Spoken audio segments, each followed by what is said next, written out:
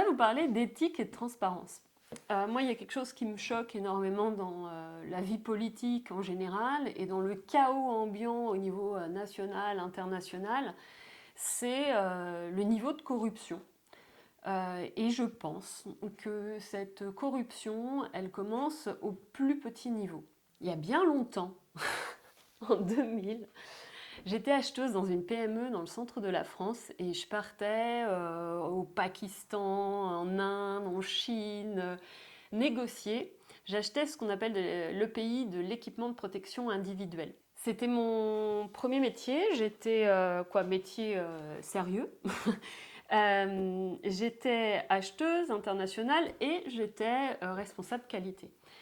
Et, et en fait, les fournisseurs indiens, parce que j'aimais beaucoup les films Bollywood, m'envoyaient des petits DVD dans les échantillons par la poste. Et en fait, ça paraît rien en fait, c'est des petites choses, mais finalement, une fois que je suis partie travailler pour des très grosses, des multinationales, donc je suis partie travailler aux États-Unis, et là, je gérais des portefeuilles de plusieurs dizaines de millions de dollars. La règle était qu'on ne pouvait même pas accepter un panier de fruits.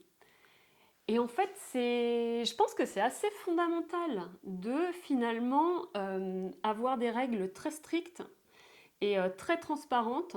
Comme ça, on sait qu'on peut être dans une relation, et notamment là, avec les acteurs économiques et associatifs.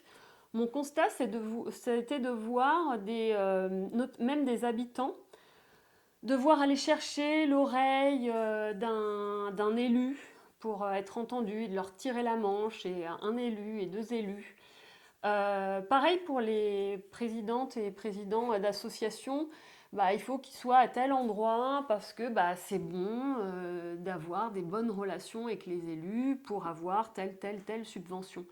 Et j'avoue que c'est quelque chose qui me choque et dont je ne pourrais pas parler si si je me présentais. Mais comme je ne me présente pas, je me permets qu'il faut des règles transparentes avec des critères objectifs. Et surtout, il faut rencontrer les acteurs économiques et associatifs régulièrement. Vraiment, mairie ouverte, on rencontre 2 fois par an toutes les personnes qui veulent poser des questions aux élus, qui veulent avoir des réponses et qu'ils puissent être en direct et que ça se fasse de la manière la plus transparente possible. Je le vois comme quelque chose d'essentiel, non pas que ce soit des corruptions dramatiques, parce que pareil, il y a ce commerçant, il a une aide à l'installation, puis finalement il n'en a pas, et puis finalement l'autre il en a une. Pour les élus, moi personnellement, je trouverais ça extrêmement désagréable d'avoir des relations qui sont perverties, parce que la personne attend quelque chose de vous. Donc il y a une notion de pouvoir qui, moi, m'est très désagréable.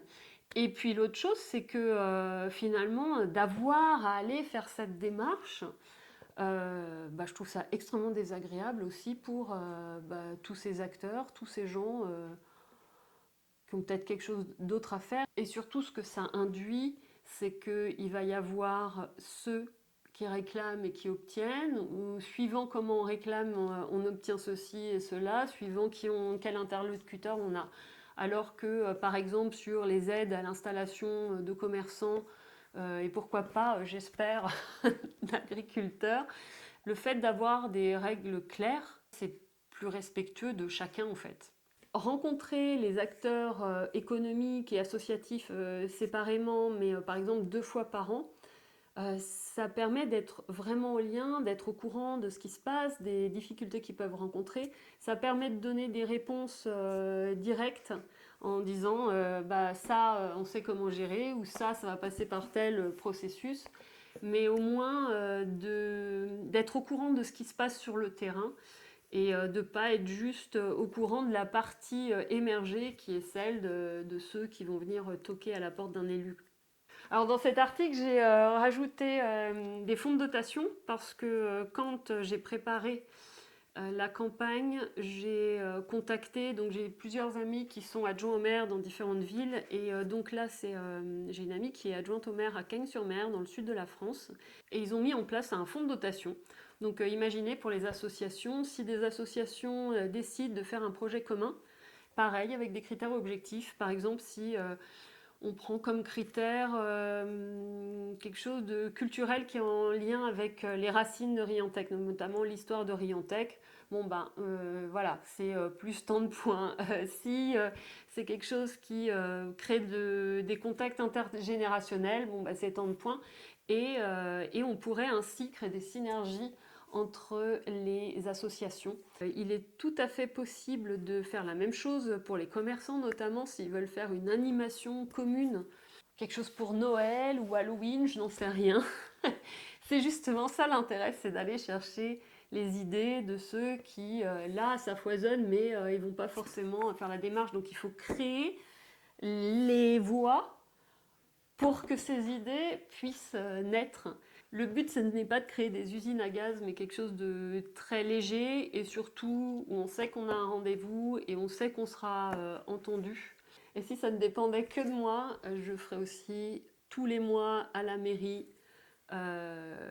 ouverte, c'est-à-dire on prend par exemple le premier samedi matin de chaque mois et le maire, la maire et les quelques élus, si possible, reçoivent en groupe ceux qui veulent venir, donc sans rendez-vous, font un point sur les avancées du mois, ce qui s'est passé, les questionnements, les difficultés, et que chacun puisse venir poser des questions, parce que le constat aujourd'hui, c'est que en discutant, surtout des gens qui sont près des grands développements, des grosses constructions, je pense à la Croistière ou bien au Lavoir, ils aimeraient avoir de l'information. Donc finalement, pour savoir qui a besoin, il faudra un endroit facile où on puisse poser ses questions et avoir une réponse. Et de la même manière, si les élus ne sont pas capables de répondre, c'est pas grave. Ils le disent. Et ils disent voilà, je reviens vers vous. Ou si c'est pas l'endroit et si c'est quelque chose de très personnel, de dire bah voilà, il faut suivre prendre rendez-vous avec telle personne pour voir comment on peut traiter votre problème. Mais je pense que ça ferait beaucoup de bien à ce qu'on puisse avoir des réponses. Partout où je vais, j'entends. Il paraît que ils ont préempté ça, alors ils hésitent peut-être ça, mais ça fait des années. Et puis là, ah oui, on a entendu parler d'un parc ou d'une route. Et en fait, tout le monde est dans la confusion. Je trouve que Riantec a une super communication. Je trouve le magazine très beau et vraiment très complet. Le seul problème, c'est que cette communication, elle n'est que sur ce qui a été fait. En amont, nous, habitants de Riantec, nous sommes aveugles. Et donc ça donne cette sensation d'impuissance et de subir toutes ces choses-là qui, moi, me gênent. Voilà, n'hésitez pas à me dire ce que vous en pensez, notamment dans les commentaires sur YouTube, c'est quand même le moyen le plus facile.